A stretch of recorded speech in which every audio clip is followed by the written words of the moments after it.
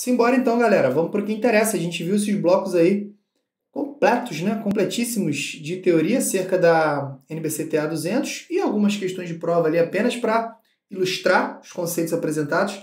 Agora a gente vai resolver uma bateria mais de 10 aí, tem umas 10 ou 11 questões, todas elas do KNAI, acerca dos conhecimentos que a gente acabou de estudar nos blocos anteriores. Vamos nessa então? Sem mais delonga, simbora, vamos fazer uma bateria de exercício aí.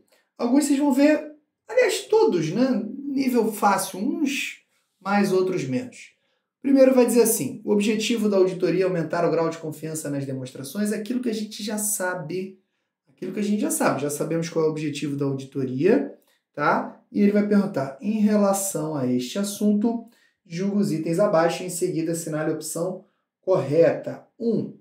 A auditoria conduzida em conformidade com as normas de auditoria e exigências éticas relevantes dá condições ao auditor para formar a sua opinião. Sem dúvida nenhuma, isso aqui é verdade, tá? Quem é que define o escopo do trabalho da auditoria? Será que é alguém ou alguma coisa da própria entidade auditada? Não. Quem define o escopo do trabalho da auditoria são as normas de auditoria e, claro, né, nesse contexto a gente tem também as exigências éticas relevantes, tá?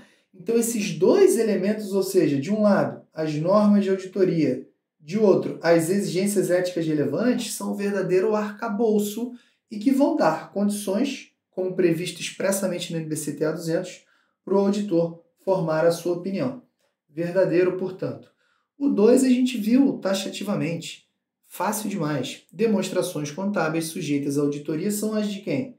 Da entidade, elaboradas por quem? Pela administração da própria entidade, com a supervisão dos responsáveis pela governança. Fácil demais essa, né? Verdadeiro também o item 2. 3. A auditoria das demonstrações contábeis, conduzida com base na premissa, ou conceito de premissa aí, de que a administração tem conhecimento de certas responsabilidades, atenção agora, exime os auditores independentes desses assuntos quando comunicados na carta de representação. Não exime coisa nenhuma. Aliás, essa questão aqui ela está toda invertida, né? Qual o conceito previsto na norma? Inclusive, complemento ao item 2 que a gente acabou de ver nessa questão. O que a gente viu no item 2? A auditoria, as demonstrações contábeis sujeitas à auditoria são as da entidade, elaboradas pela administração e com a supervisão, quando apropriado, dos responsáveis pela governança. Qual é o próximo trecho pertinente aqui nesse contexto? A auditoria conduzida aí com base nas normas não exime a administração e nem tampouco a governança da entidade destas responsabilidades. Que responsabilidades? Pelo processo de elaboração e apresentação das demonstrações contábeis. Então, é a auditoria que não exime a administração e nem tampouco a governança da entidade. Esse item 3 aqui falou o contrário, né? Que a auditoria exime os auditores, não tem nada a ver. Não exime. Né? Outra coisa aqui, podem surgir situações em que a administração não esteve presente. Tudo viagem, esse item 3, falso, portanto. E o 4, como base para a opinião do auditor, as normas, as NBCTA, Normas Brasileiras de Contabilidade Técnicas, aplicáveis ao trabalho de auditoria, exigem que ele obtenha o quê? Segurança razoável de que as demonstrações contábeis como um todo estão livres de extorsão relevante, sejam elas causadas por fraude, sejam elas causadas por erro, né? Ou, em outros termos, independentemente se causadas por fraude ou erro. Perfeito! Por quê? Porque esse é o objetivo do auditor, obter segurança razoável de que as demonstrações contábeis como um todo estão livres de extorsão relevante. O que mais está no rol dos objetivos gerais do auditor? Comunicar-se como exigido pelas normas e apresentar o relatório nas circunstâncias ali do trabalho, também como exigido pelas normas. Beleza? Então, esse item 4 está certo. Então, a gente tem tudo certo menos o 3. 1, 2 e 4 certo. Gabarito letra B de bola. Simbora. A NBCTA 200 trata das responsabilidades gerais do auditor, blá, blá, blá, blá, blá, blá. Acerca desse assunto, assinale a opção incorreta. Letra A. O objetivo da auditoria é aumentar o grau de confiança nas demonstrações contábeis por parte dos usuários, sem dúvida alguma. Como é que a gente pode reescrever isso aqui? Que o objetivo da auditoria, o objetivo geral da auditoria, é aumentar o grau de confiança dos usuários nas demonstrações contábeis, ou aumentar o grau de confiança nas demonstrações contábeis por parte dos usuários. Mesma coisa, não tem problema algum. Vamos nessa. Então, se ele quer incorreta, não é a A. B de bola. É responsabilidade do auditor a adequada preparação das demonstrações contábeis. Pode parar por aqui? Que mané? Auditor que prepara a demonstração contábil? Não. Quem elabora e apresenta as demonstrações contábeis para o conjunto dos usuários aí da informação contábil, que só apresenta, né? É a administração, como a gente viu, inclusive, em questões anteriores. É a administração da entidade com a supervisão dos responsáveis pela governança. O auditor ele vai examinar essas demonstrações e sobre elas emitir uma opinião. Então, se ele quer a incorreta, muito fácil, essa aqui já está na letra B de bola, o gabarito. Letra C, o auditor precisa ter ou obter, seria o mais correto aqui, segurança apenas, a questão não diz, mas eu digo, apenas razoável de que as demonstrações como um todo estão livres de distorção relevante para emitir a sua opinião de forma adequada. Perfeito, é isso mesmo. Isso a gente tira do próprio objetivo geral do auditor. E ele segue. Contudo, a asseguração razoável não é um nível absoluto de segurança. Em outros termos, a asseguração razoável é um nível elevado ou alto, mas não nunca jamais absoluto de segurança. Até aqui está certo. Por que isso é verdade? Por causa das chamadas limitações inerentes em auditoria, tá? As quais resultam do fato de que a maioria das evidências em que o auditor baseia suas conclusões e sua opinião é persuasiva e não conclusiva. Aqui eu vou tender a discordar um pouquinho. No meu entendimento, o examinador deu um mole aqui, né? Porque quando a gente estuda as limitações inerentes, a NBC-TA 200 é muito clara. Ela tem os fatores ali que são as causas, vou colocar aqui desse lado, ou as origens, por exemplo, a natureza da informação contábil, a natureza dos procedimentos executados pelo auditor e as restrições que o auditor tem em relação a tempo e ao custo. Um resultado dessas chamadas limitações inerentes, eu vou botar aqui como output, né, é o fato de que a maioria das evidências é persuasiva e não conclusiva. No meu entender, o examinador deu mole aqui na letra C, quando ele diz, né, que as limitações inerentes resultam do fato, não, elas têm como consequência o fato de que, então, esse resultam do fato aqui, no meu entender, está errado, só que a gente tem na letra B ali uma muito mais errada, né? Vamos dar uma colher de chá aí para o examinador, tá? Então, essa letra C tomada como certa. D de dado. O auditor pode ter outras responsabilidades de relatório que não apenas a emissão de sua opinião sobre as demonstrações contábeis e de comunicação perante os usuários, a administração, os responsáveis pela governança ou partes fora da empresa a respeito dos assuntos decorrentes da auditoria. Essa é uma outra passagem também, muito menos, não tão fácil, não é tão fácil porque não é muito cobrada, mas que é Ctrl+C, Ctrl+V, trecho da NBC-TA 200, portanto está certo, né? O que ele está dizendo é que, além das responsabilidades pela emissão do relatório ou pela emissão da opinião, que não se discute, né? São as maiores ou as grandes responsabilidades do auditor, ele pode ter outras, tá? Que não apenas a emissão da opinião e comunicação para os usuários. Essas outras responsabilidades aí vão advir ou de outros requisitos presentes nas normas, né? Ou de uma circunstância específica do trabalho, etc. Portanto, essa letra D está certo. E como a gente viu o gabarito, B de bola. Mais uma. Ao estabelecer as responsabilidades para a elaboração das demonstrações pela administração, a norma que trata dos objetivos gerais, ou seja, a NBC-TA 200, estabelece que a administração e, quando apropriado, os responsáveis pela governança têm responsabilidade. Qual é a definição que apresenta essas responsabilidades? É a definição da chamada premissa. Então vamos ver. Responsabilidade pelo controle interno que os próprios administradores e a governança determinam ser necessário para permitir a elaboração de demonstrações coerentes com os princípios contábeis. Isso aqui está quase certo. Quase certo. Até aqui tá bonito. Vamos lá. Então, 2 pontos para a gente se ater. Primeiro, é responsabilidade, está, portanto, no conceito de premissa, é responsabilidade da administração e da governança estabelecer, manter e implementar os controles internos? Sim. O que esses controles internos fazem? Eles permitem, só que eles são sujeitos à falha, né?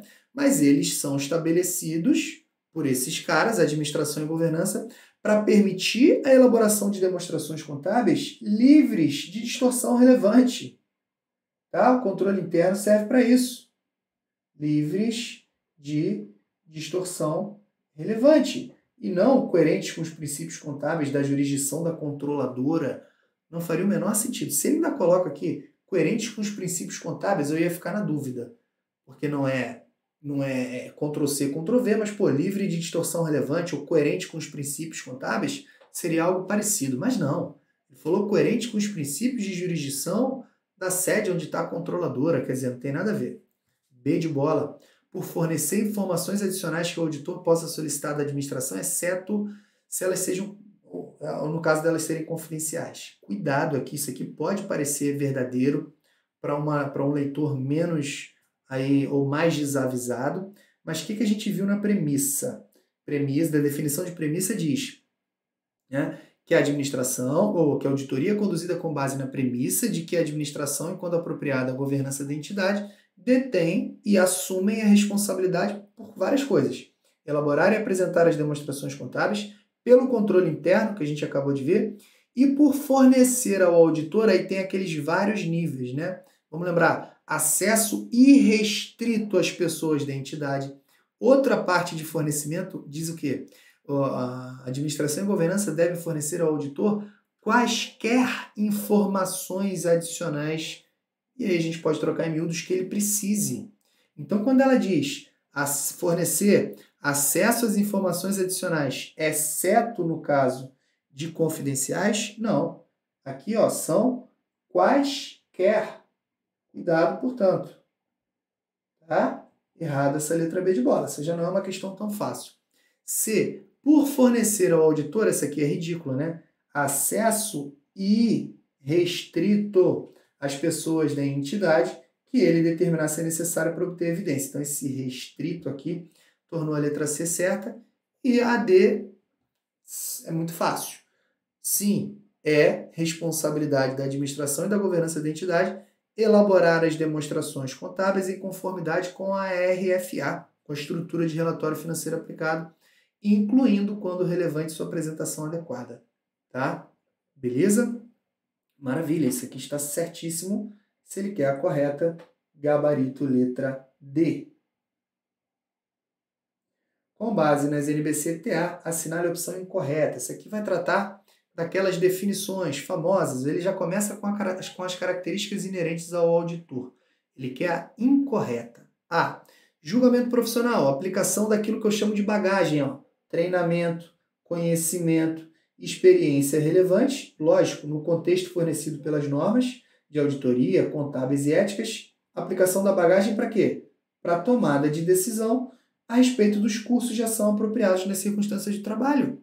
Exatamente isso aqui, que está correto, portanto, não pode ser o gabarito. C de casa, ceticismo profissional, é aquela postura que inclui uma mente alerta e questionadora, ou questionadora e alerta, para condições que possam indicar possível distorção, sejam elas devido a erro ou fraude, e ainda a postura que requer uma avaliação crítica das evidências obtidas. Também está certíssimo.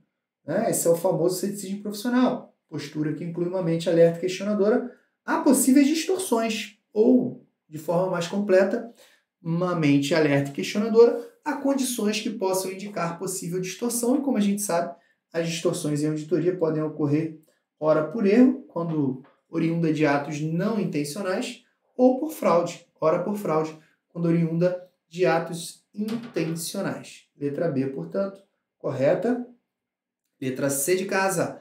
Asseguração razoável. Olha que fácil isso aqui, ó. É no contexto da auditoria um nível alto, mas não absoluto de segurança. Alto ou elevado, mas não absoluto. Acabou. Se ele quer incorreta, tá aqui. Não tá, essa não é nem que tá incorreta. Essa tá super ultra incorreta. D de dado, informação contábil histórica, também chamada de informação financeira histórica, é informação expressa em termos, atenção, se é contábil ou financeira, tem que ser expressa em termos financeiros. Em relação a uma entidade específica, ela deriva principalmente do sistema contábil, por isso que ela é chamada de contábil ou também de financeira, e ela vai ocorrer sempre a coisas passadas, ou ela vai dizer respeito a coisas que já passaram, porque ela é histórica, ou seja, a respeito de eventos econômicos ocorridos em períodos passados ou condições ou circunstâncias econômicas em determinada data também no passado. Tá tudo certo isso aqui. E o gabarito da questão, como a gente já havia apontado, letra C de casa. Assinale a opção incorreta. Letra A. Estrutura de relatório financeiro aplicável, que eu gosto de falar aqui de ERFA, que eu gosto de chamar também de regras do jogo. Qual jogo? Processo de elaboração e apresentação das demonstrações contábeis.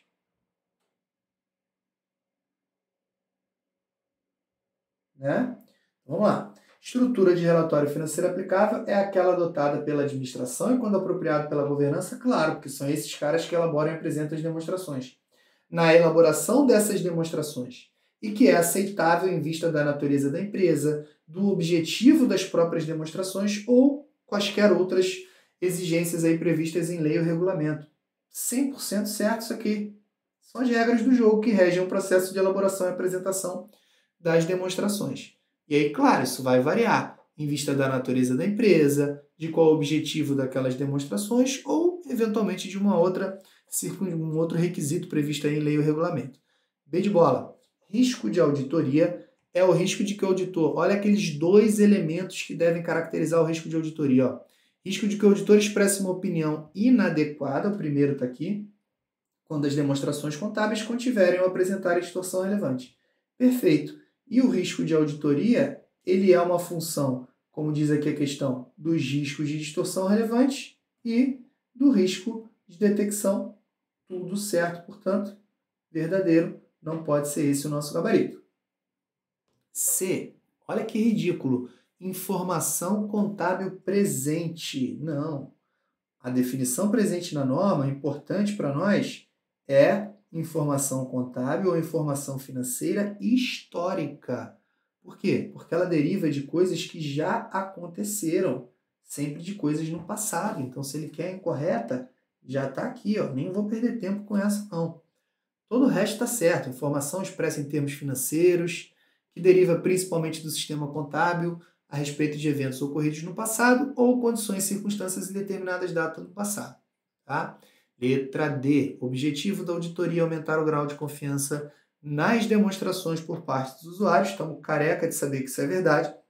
Isso é alcançado mediante a expressão de uma opinião emitida pelo auditor sobre se, ou que vai dizer se, as demonstrações contábeis foram elaboradas em todos os aspectos relevantes de acordo com ou em conformidade com a estrutura aplicável, com a estrutura de relatório financeiro aplicado. Vimos isso extensivamente aí nos blocos de teoria, logo no começo, quando apresentamos o objetivo geral da auditoria e logo depois o objetivo geral do auditor independente. Beleza? Simbora! Assinale as afirmativas abaixo. Em seguida, a correta, letra A.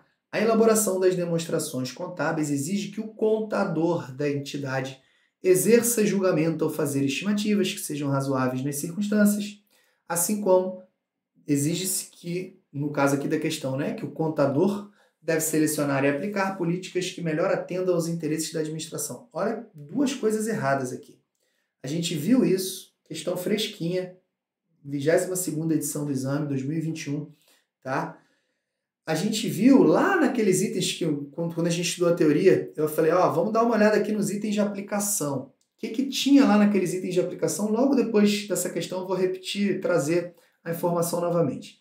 Mas ali a gente viu que a administração da entidade, juntamente com os responsáveis pela governança, esses caras, e não como ele diz aqui, ó, o contador, né? Então, o correto aqui seria: a elaboração das demonstrações exige que a administração e, quando apropriado, os responsáveis pela governança exerçam sim julgamento ao fazer estimativas contábeis que sejam razoáveis nas circunstâncias. Claro, estimativa contábil é algo inerente ao processo de elaboração e apresentação das demonstrações. Nem sempre dá para mensurar o valor exato de algum item que é levado às demonstrações contábeis. E também a administração e a governança devem selecionar e aplicar políticas contábeis que sejam apropriadas. E não como ele diz aqui, que melhor atenda aos interesses da administração. Quer dizer que se a administração está buscando ali um lucro, eu vou escolher de forma aviesada uma política que vai levar a um aumento do lucro? Não. Eu tenho que escolher aquilo que seja apropriado. Às vezes é uma exigência da própria estrutura de relatório financeiro aplicável, às vezes é uma exigência de uma autoridade regulatória, legislação do imposto de renda, que seja. Né? Não posso ficar ao bel prazer selecionar as políticas contábeis de acordo com a minha conveniência. Eu aqui me colocando no papel da administração e da governança da entidade. Não posso. B de bola. A elaboração das demonstrações por quem? Pelo chamado contador? Não. Pela administração e, quando apropriado, governança requer 1. A identificação da estrutura de relatório financeiro aplicável, no contexto ali das leis ou regulamentos relevantes. 2. Elaboração das demonstrações em conformidade com esta estrutura, que já foi identificada ali no item 1. E 3. Inclusão da descrição adequada dessa estrutura nas demonstrações contábeis que foram elaboradas ali de acordo com o item 2. Então aqui é uma escadinha. A gente viu isso, né? Primeiro eu identifico a estrutura de relatório financeiro aplicável, depois eu elaboro as demonstrações, claro, em conformidade com essa estrutura, e eu incluo a descrição dessa estrutura nas demonstrações. Descrevo a estrutura nas demonstrações contábeis. Foi exatamente o que a gente viu aqui no bloco de teoria, também nesse contexto de um dos itens de aplicação. A gente vai ver que isso aqui a banca do KNAI gosta, né? Já repetiu isso aqui por mais de uma ocasião. Tá certo, se que a correta é o gabarito. C de casa. A estrutura de relatório financeiro aplicável necessariamente abrange normas de auditoria estabelecidas por empresa normatizadora autorizada. 2 erros aqui, ó. A gente viu, e eu vou repetir, vou mostrar de novo, o que a NBCTA 200 fala em relação à estrutura aplicável? Que ela, muitas vezes, ou seja, não é um necessariamente, é muitas vezes, portanto a gente entende aqui na maioria das vezes, abrange normas de contabilidade. É só pensar como exemplo aqui os CPCs, né? Claro que os CPCs, eles fazem parte da estrutura de relatório financeiro aplicável. Eles são normas de quê? De contabilidade, estabelecidas sim por empresa normatizadora autorizada, ou que seja reconhecida aí por uma exigência legislativa ou regulamentar, tá? Então, 2 erros aqui na letra C. E D, uma outra coisa que também a banca do KNAI gosta. As exigências da estrutura de relatório financeiro aplicável determinam, sim, senhor, a forma e o conteúdo das demonstrações. Por quê? Porque as demonstrações contábeis, como a gente viu aqui na escadinha anterior, ó, elas têm que ser elaboradas em conformidade com essa estrutura. Ora, se as demonstrações contábeis têm que ser elaboradas em conformidade com a estrutura, a gente interpreta, né, ou conclui que as exigências da estrutura vão determinar, sim, senhor, a forma e o conteúdo dessas demonstrações. Então, gabarito aqui, letra B de bola. Isso é questão recente de 2021. Aí tem uma questão praticamente igual na 14ª edição de 2014. Ó. Ele quer a correta. A elaboração das demonstrações exige... Não vou nem repetir. Não é o contador que tem que fazer julgamento ao fazer essas estimativas. Alguém pode falar, ah, beleza, o contador, na prática, é o cara que vai ali fazer a estimativa. Eu concordo, eu até concordo. Mas para questões desse tipo, a gente tem que privilegiar o sentido ali da literalidade, não tem muito jeito, tá? e assim como selecionar e aplicar políticas que melhor atendam aos interesses? Não. Políticas, como a gente viu, que sejam apropriadas. B de bola, estrutura de relatório financeiro aplicável. Muitas vezes aqui está certo, né? Ele começou bem. Muitas vezes abrange normas de contabilidade, não normas de auditoria, estabelecidas por empresa normatizadora, etc. Errada aqui, portanto, a letra B. A C vai estar certa pelo mesmo motivo do anterior, ó.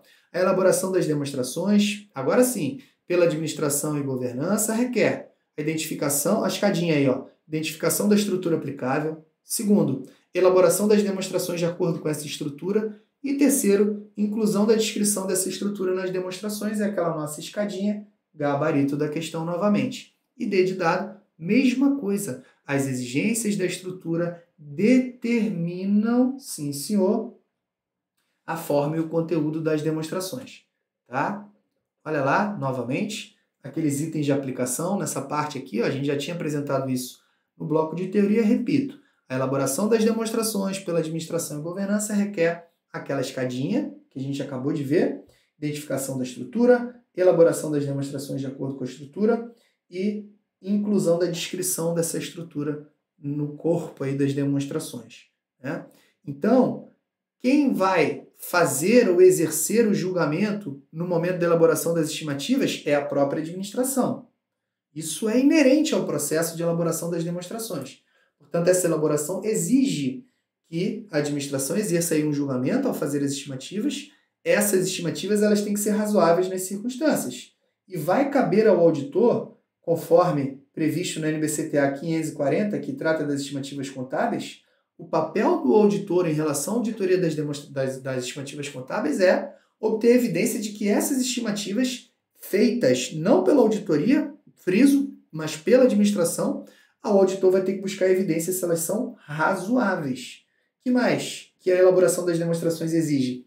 Que a administração selecione e aplique políticas contábeis apropriadas. Então não é contador e não é políticas contábeis que melhor atendam aos interesses da administração. Tá? Tranquilo? Vamos lá. Outra coisa, a estrutura de relatório aplicável não é sempre, é muitas vezes, abrange normas de auditoria? Não. Normas de contabilidade, estabelecidas por organizações normatizadoras, autorizadas ou reconhecidas por exigências legislativas ou regulamentares. Então, aí a gente, se é muitas vezes, não é sempre, tá? Então, é o que ele fala na sequência. Outras fontes podem fornecer orientação sobre a aplicação dessa estrutura. Em alguns casos, a estrutura pode abranger essas fontes ou até mesmo ser baseada nelas. E ele vai e dá exemplos. Essas outras fontes podem incluir, e a gente vai ver que tem uma questão também do CNAE que vai tratar sobre isso. É até uma questão difícil, porque aí ele vai exigir praticamente a literalidade desse negócio aqui. Essas outras fontes, vou colocar aqui, outras fontes no contexto ali da estrutura de relatório financeiro aplicável.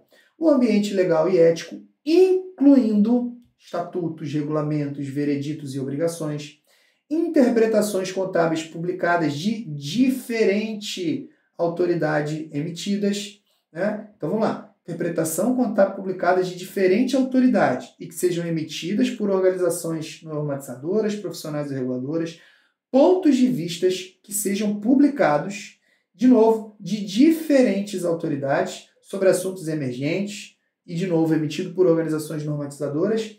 Mas aí vem agora as coisas menos não tão positivadas, digamos assim, né? Não previstas ali numa lei, num regulamento. Olha o que o quarto item inclui. Práticas gerais e do setor que sejam amplamente reconhecidas e prevalecentes, e aqui, de novo, algo que é positivado, que é a literatura contábil. Esses aspectos doutrinários, por exemplo, também podem ser aí fontes para a determinação da estrutura de relatório financeiro aplicável. Tá? E aí, aquele ponto que a gente viu 2 vezes a banca cobrando. As exigências da estrutura de relatório não determinam a forma. Determinam, sim. Determinam a forma e o conteúdo das demonstrações. Né? Agora, é óbvio, a estrutura de relatório financeiro aplicável, a gente não pode ter, né, a administração da entidade, quem elabora essas demonstrações, não pode ter a pretensão de que sempre a estrutura vai especificar o modo de contabilização e divulgação de uma transação ou evento. Na maioria das vezes, sim, tá? Mas é que fique claro, a estrutura pode não especificar o modo de contabilização de todas as transações e eventos, mas ela geralmente incorpora princípios que são amplos e que fornecem a base aí para esse tipo de reconhecimento. Então vamos lá, 19ª edição aí, ó, essa também é um pouco mais recente, né? A estrutura de relatório financeiro aplicável, muitas vezes, não é sempre, abrange normas de auditoria, não, de contabilidade estabelecidas por organização normatizadora. Outras fontes podem fornecer orientação sobre a aplicação da estrutura, inclusive podem ser a própria estrutura, né? Acerca desse assunto, assinale a correta alternativa que oferece orientação adicional à estrutura de relatório financeiro. Letra A. O ambiente legal e ético, incluindo... Olha que questão difícil essa. Pegou aqui uma bobeira, na minha opinião. Troço meio formal aí, né? Mede muito conhecimento, mas é incluindo estatutos, regulamentos, normas e obrigações éticas profissionais. B de bola. Interpretações contábeis emitidas por organizações normatizadoras, profissionais ou diretrizes emitidas pelo grupo. Isso aqui parece certo? Parece.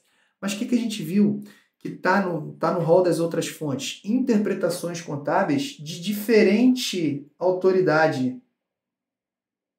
Faltou esse diferente autoridade. Permitam-me voltar, ó. Tá aqui, segundo rol. Segundo no rol, né? Interpretações contábeis publicadas de diferente autoridade e que sejam emitidas por organizações normatizadoras, profissionais ou reguladores. Então, faltou falar de diferente autoridade. Até aqui estava certo. Depois ele vem diretrizes contábeis emitidas pelo grupo. Isso aqui não tá. Essa aqui faz essas diretrizes contábeis emitidas pelo grupo faz com que seja mais fácil identificar o erro da letra B. C. Ponto de vistas publicados, verdade. Só que é por revistas ou jornais e etc? Não. Não é isso que ele fala. São pontos de vistas publicados, de novo, de diferente autoridade. Acerca do quê? Aí ele fala certo. Assuntos contábeis emergentes, né? Agora, emitido por jornalistas especializados, de novo, não. Vamos voltar lá. Aqui. Pontos de vistas publicados sobre assuntos emergentes e emitidos não por jornais, mas por organizações normatizadoras, profissionais ou reguladoras. Tá? E sobrou a letra D, que pega ali os dois últimos pontos. Sim, são diferentes fontes. Primeiro, práticas gerais do setor e que sejam amplamente reconhecidas e prevalecentes. Vou apagar aqui. Então, esse aqui é um.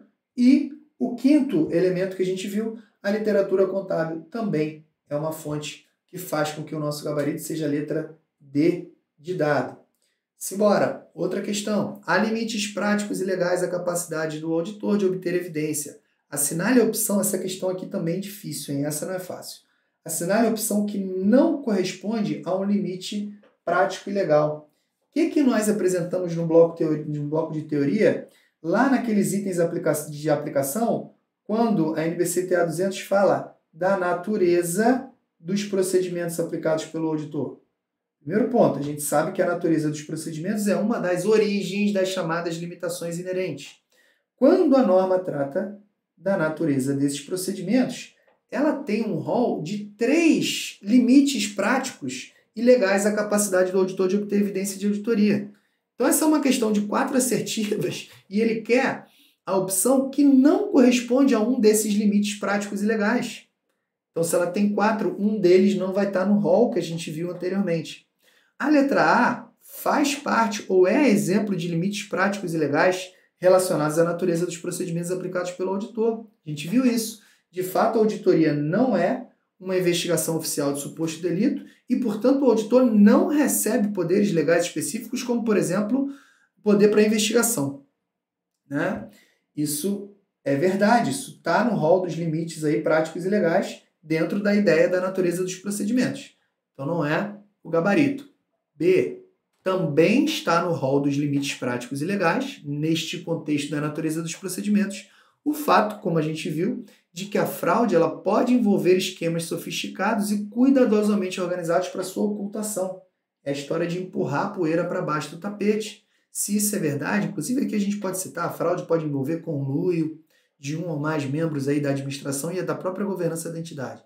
Então, portanto, os procedimentos aplicados pelo auditor para coletar as evidências podem, sim senhor, ser ineficazes para detectar alguma distorção que envolva, por exemplo, conluio para falsificação de documentos. E como a gente viu, o auditor não é treinado e nem tampouco obrigado a ser especialista ali na verificação de autenticidade de documentos. Então, a letra B é um dos exemplos desses limites aí, práticos e legais, não sendo, portanto, o nosso gabarito.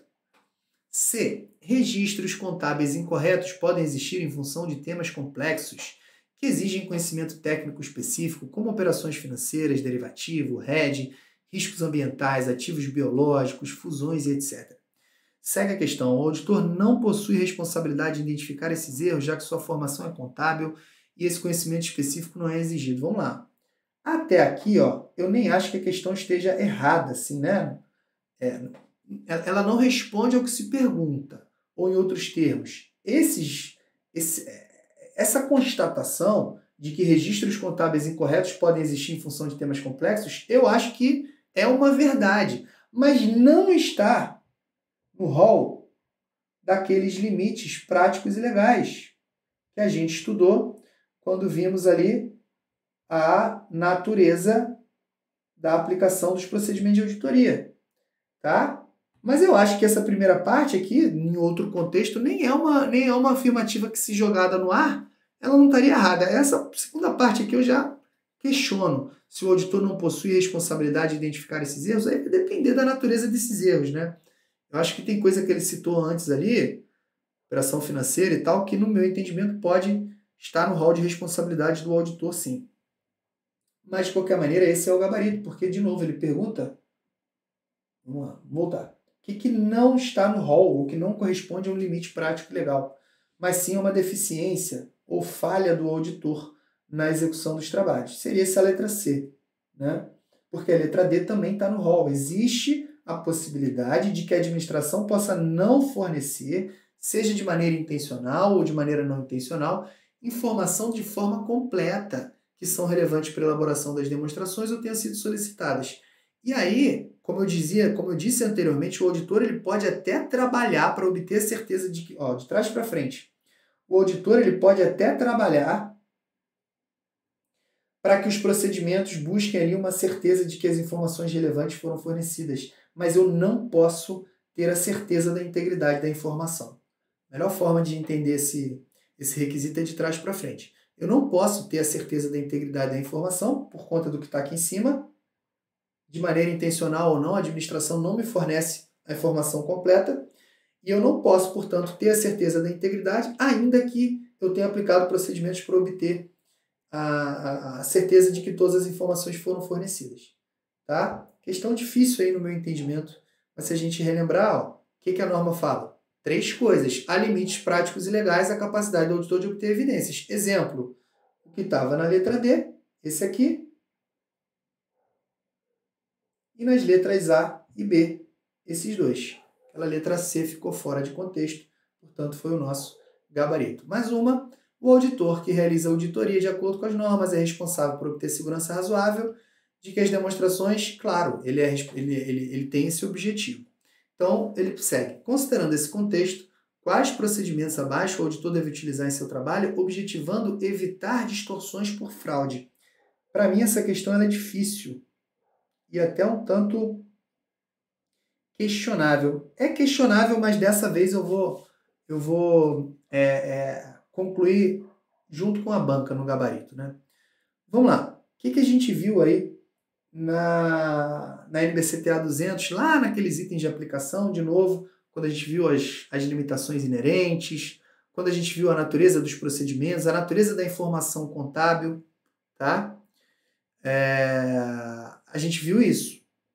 E muitas outras coisas, mas que, de fato, o auditor é responsável por obter segurança razoável, né?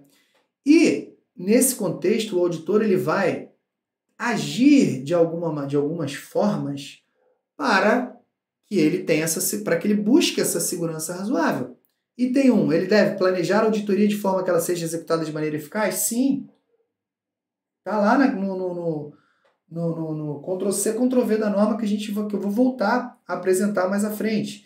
Dirigir o esforço, item 2, da auditoria às áreas com maior, não menor, por favor. Expectativa de distorção, sejam elas causadas por fraude e erro, com esforço correspondentemente menor às outras áreas, com certeza. Se o esforço é maior naquelas áreas que têm maior expectativa de distorção, nas demais áreas o esforço vai ser menor. Isso aqui a gente viu. E 3, aplicar testes e outros meios para examinar populações em busca de distorções. Então vamos lá. Esses 3 estão previstos de forma expressa. Eu vou até adiantar um pouquinho, se vocês me permitem.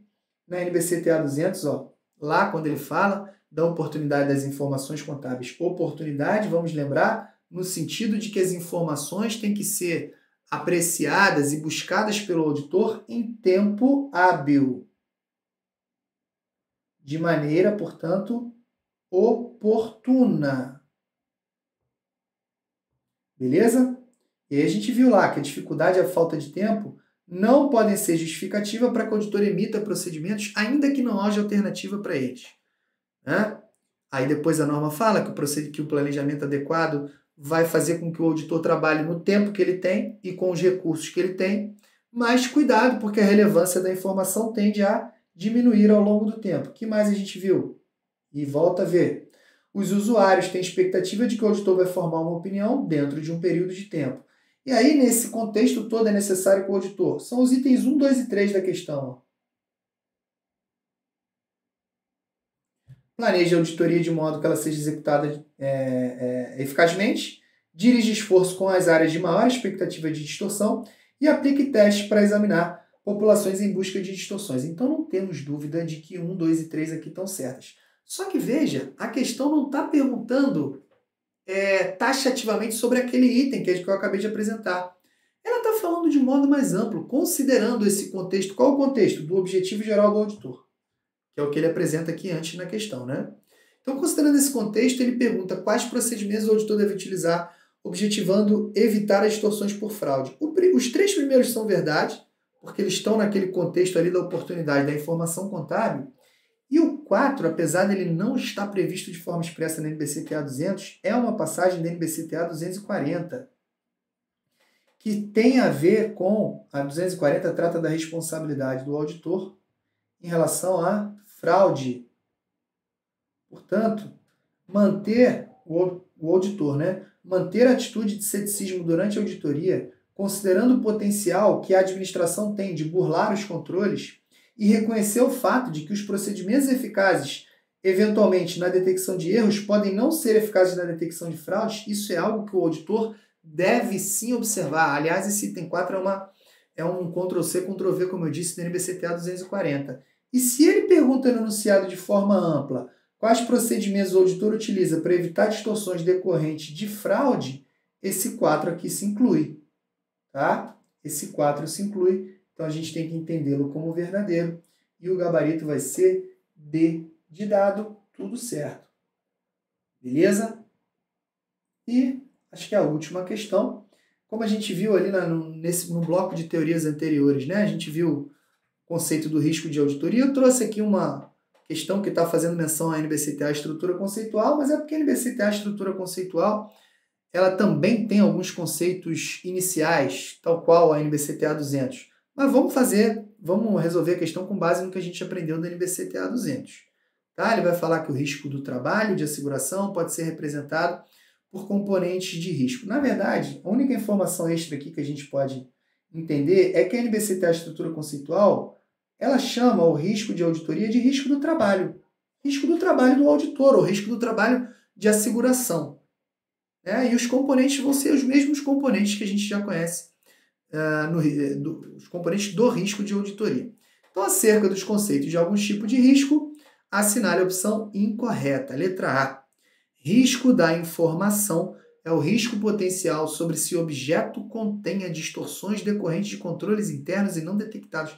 Rapaz, aqui ele fez uma miscelânea maluca. Primeiro que não temos registro desse componente aqui do risco risco da informação, e esse risco aqui que ele traz sobre se o objeto contém a distorção decorrente de controle interno também nem daria para classificar em nenhum outro componente do risco. Se ele quer incorreta, está muito claro na letra A.